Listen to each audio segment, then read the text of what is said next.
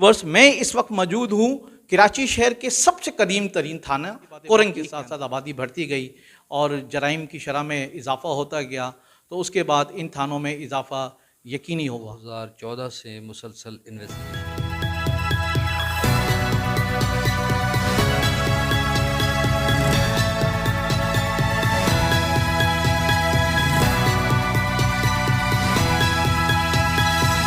अस्सलाम वालेकुम व्यूअर्स, इस वक्त मैं मौजूद हूँ कराची शहर के सबसे कदीम थाने मुलजिम को जब पकड़ा जाता है तो सबसे अहम तरीन मरहला उसकी इन्वेस्टिगेशन होती है। इसने जो जुर्म किया है उसकी नोयत क्या है। रज़ा सुमरो साहब ने MA साइकोलॉजी में किया हुआ है, जो कि एक पुलिस अफसर के लिए बहुत अहमियत का हामिल होता है। हम सवालात का सिलसिला शुरू करते हैं। अस्सलाम वालेकुम सर। वालेकुम अस्सलाम। सर, आपकी इस इन्वेस्टिगेशन के शोबे में कितना अर्सा आपकी सर्विस को हो चुका है? इस वक्त तकरीबन 32 साल मुझे हो गए हैं और इन्वेस्टिगेशन जब शुरू हुई थी तो मैं उसके बाद 2014 से मुसलसल इन्वेस्टिगेशन में हूँ। सर, इस वक्त जो कि इन्वेस्टिगेशन बहुत अहम रीढ़ की हड्डी होता है किसी भी थाने की, और उसके अंदर उसका असल हदफ निकालने के लिए, तो आपकी इस हवाले से जब से आप इस कोरंगी थाने में तैनात हैं, जो कि लैंड माफिया के हवाले से बड़ी शोहरत रखता है ये थाना, यहाँ पर जराइम की शरह में बहुत इजाफा है, यहाँ पर गुटखा माफिया और दीगर बेशुमार माफिया यहाँ सरगर्म अमल है, इसके तदारुक के लिए आपने क्या लाएअमल बनाया? ये लैंड माफिया का जो आपने लफ्ज़ इस्तेमाल किया, लैंड माफिया है मगर वो है अवामी थाना, क्योंकि अवामी थाने की हदूद में है ज़मीनें। कोरंगी तो तकरीबन सारे आबाद इलाका है, कोई भी इसमें कोई ऐसा नहीं। हाँ, जहाँ पे खाली प्लॉट्स हैं, ST पट्टियाँ हैं, ये है वो भी तो आपको पता ही है, पिछले दौर में वो मुकम्मल हो चुकी थी। तो कोरंगी थाने में लैंड माफिया का काम कम है, बाकी आम जुर्म जो है मुतफरिक जुर्म है वो कुछ ज़्यादा ही है, जिसमें गुटखा मावा हो गया, मंशियात वगैरह हो गई। और आजकल का ट्रेंड जो चल रहा है देखा जाता है रमज़ान के बाद जो है वो लड़कियों का जाना, फैक्ट्री एरियाज़ की वजह से लड़कियों का जाना ज़्यादा है। तो वालिदैन परेशान हो जाते हैं, अगवा का मुकदमा करवा देते हैं, दूसरे चौथे दिन पता चलता है कि निकाह करके वापस आ गई।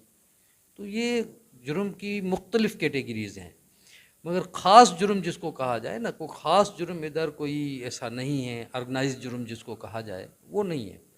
वो कई दौरों में होता होगा मगर आजकल नहीं है। अच्छा सर, इस वक्त जो जराइम की इन्वेस्टिगेशन है उसके खदोखाल को ज़रा वाज़ा करें, उसमें क्या कमी है और कितना ये आपका जो निज़ाम है इन्वेस्टिगेशन का, उसके अंदर क्या चीज़ें कमी और बेहतर है, उसके हवाले से रोशनी डालिएगा। देखिए, जुर्म की नोयत ये होती है, जैसे हमने एक दो डिपार्टमेंट बना दिए, एक ऑपरेशन तो दूसरा इन्वेस्टिगेशन। पहले क्या होता था कि ऑपरेशन वाले जो भी मतलब गिरफ्तारियां करते थे तो उसकी इन्वेस्टिगेशन भी वही करते थे, तो वो इन्वेस्टिगेशन काफ़ी हद तक बहुत ही नाक़िस और जैसे तैसे चला ही रहे थे। मगर जब ये डिपार्टमेंट अलहदा हुआ है तो इन्वेस्टिगेशन की बहुत सारी कमियां हैं, बहुत सारी ज़रूरियात हैं जो पूरी नहीं हो सकी हैं। इसमें जिस तरीके से अगर कहा जाए तो भाई इसका एक पोर्शन ही अलहदा हो जाए, जैसे SHO है, फिर SHO के साथ एक नफरी है लाइन आर्डर के मसले में, इसी तरीके से SIO है, SIO के साथ अफसरों की कमी यानी नफरी की कमी है। तो और माशाल्लाह इधर जुर्म की जिस कर आजकल 300-350 के जराइम पहुंच गया है, तो इस तरीके से इतने अफसरान होने चाहिए, वो उनकी कमी है।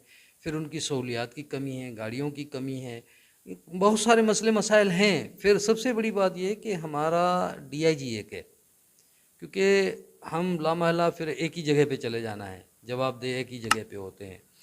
अगर इसको आज़ादाना, जैसे हाई कोर्ट का एक आई थी साइटेशंस आई थी, उसमें ये लिखा हुआ था कि पारा नंबर 20 और 22 12/4/2020 में कोई हाई कोर्ट ने साइटेशंस दी है, उसमें मेरिट का जिक्र किया गया है कि मेरिट पे तफ्तीश की जाए। जब मेरिट पे तफ्तीश की जाएगी तो फिर वो दो टकराव हो जाता है। ऑपरेशन ने क्या लिखा है क्या नहीं लिखा है, हम एफआईआर और फ़र्द को देखते हुए तफ्तीश करते हैं। मुद्दई को बुलाया, उसके अलावा कई केसेस ऐसे सरकार ज़रिए भी होते हैं। ज़ाहिरी बात है उसमें कमी पेशी तो हो ही सकती है, कोई परफेक्ट तो है नहीं। वो हालात कैसे बदलते हैं, किस तरीके से होते हैं, फिर आजकल का माहौल आपके सामने है। इसी को देखते हुए तफ्तीश को तफ्तीश के तरीके से करने अगर दिया जाए तो मेरे ख़्याल में आइंदा उस मुलज़िम की ज़रूरत नहीं होगी दोबारा जुर्म करे। सर तफ्तीश के लिए इस वक्त कानून की बड़ी अशद ज़रूरत है, कानून साजी की, तो उसके लिए आप क्या कहते हैं? वो कानून तो मौजूद है, यही कानून है, इसमें अमेंडमेंट करना या इसको सारी चीज़ सिर्फ अख्तियारात की बात होती है। कानून एक जैसा ही है, कानून शुरू से लेके 1960 का कानून चल रहा है। आइन आपका 1960 में मतलब जो जो आप तरमीम करते हैं उसमें जैसे 73 का आइन आ गया। इसी तरीके से अगर हम उसके ख़त व ख़ाल को देखें तो ABCD हर कानून के साथ बना हुआ है, उसके पोर्शंस बने हुए हैं। अगर हाँ हालात और वक्त के साथ देखा जाए तो जुर्म में एक नया जिद्दत आ गई है, जुर्म नए तरीके के अब गुटखा है। फ़र्ज़ करो गुटखे का सेक्शन है, पहले जैसे हम करते थे 269 और 270, अब क्या है उसमें 81 ये आ गया, यानी गुटखा मावा एक्ट, वो सिंध हुकूमत की लेवल पे ये आ गया है। प्रेंटिव एक्शन है ये एक किस्म का, मगर उसको कानूनी शक्ल दी गई, सीशन ट्रायल का, यानी उसमें कहा गया कि ये सीशन ट्रायल होगा।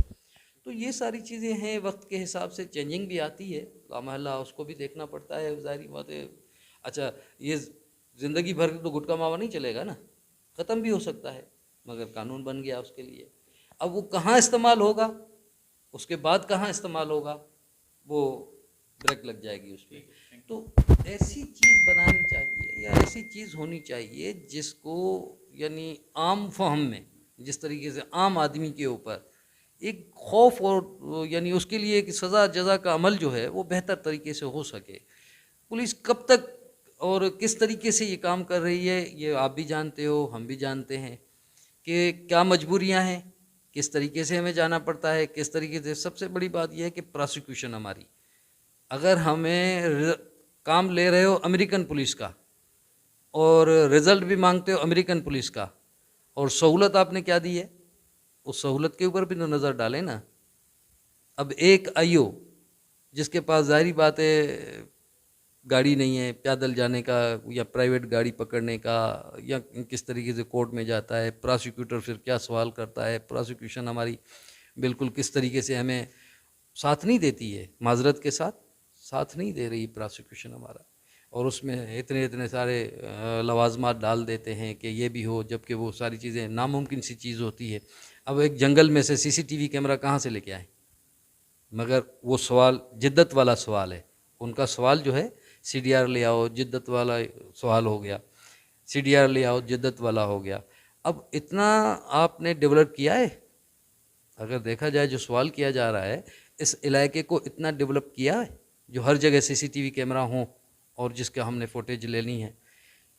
कई केसों में नहीं मिलती, काफ़ी ऐसी जगह में है नहीं मिलती, मगर सवाल प्रोसिक्यूशन का ये होता है कि इसमें CCTV कैमरा होना चाहिए। कि कोरंगी थाना जो कि बड़ा कदीम है, और मैं चाहूँगा कि मेरे नाजरीन को कोरंगी थाने की आज मुकम्मल मालूमात फराहम की जाए।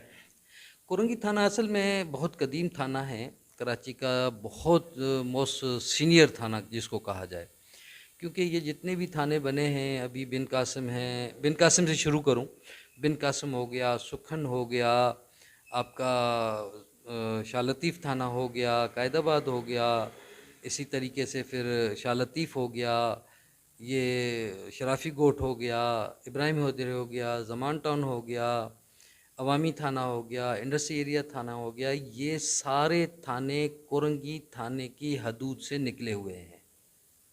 ये समझो कि कोरंगी थाने के बच्चे हैं। इससे अंदाज़ा लगा लें कि कोरंगी थाना कितना कदीम है, और इसकी हदूद कोरंगी थाने की उस वक्त अख्तर कॉलोनी से लेकर गगर फाटक तक कोरंगी थाने की हदूद होती थी। तो उसमें से जैसे जैसे आबादी बढ़ती चली गई वैसे वैसे ये थाने बनते चले गए। अब मलिर सिटी बहुत पुराना थाना है, बहुत पुराना थाना है, मगर ये जब बिन कासिम थाना बना तो उसकी चौकी थी, बिन कासिम थाने की ये चौकी थी। अब इससे अंदाज़ा लगा लें कि जब बिन कासिम जो है वो बजाते खुद चौकी थी कुरंगी थाने की, तो इससे अंदाज़ा लगा लें कि कितना कदीम थाना है। यही सारी वजूहात हैं, पब्लिक का प्रेशर, आबादी का प्रेशर बढ़ना, बढ़ते बढ़ते यहाँ तक पहुँच गए हैं। क्योंकि जो चीज़ बनती है ज़ाहिरी बात है उसको कारकर्दगी तो दिखानी होती है। तो हर थाने में जितने थाने बढ़ चुके हैं इतना ही जुर्म बढ़ा है। उसी हिसाब से अगर एक थाने का जुर्म देखेंगे तो ज़ाहिरी बात है साल में 1000, 900, 800 तक ये पहुंचता था। मगर अब पूरे थानों को जमा करें, ये जितने भी थाने हैं इनके क्राइम को जमा करें तो ये तो तकरीबन 2.5, 3, 4, 5 हज़ार तक पहुंचेगा। तो यानी जुर्म उस हिसाब से बढ़ गया। थाने की हदूद के लिहाज से जुर्म अगर उस हिसाब से देखा जाए तो जुर्म नहीं है, जुर्म कम है, उस हिसाब से बिल्कुल जुर्म कम है।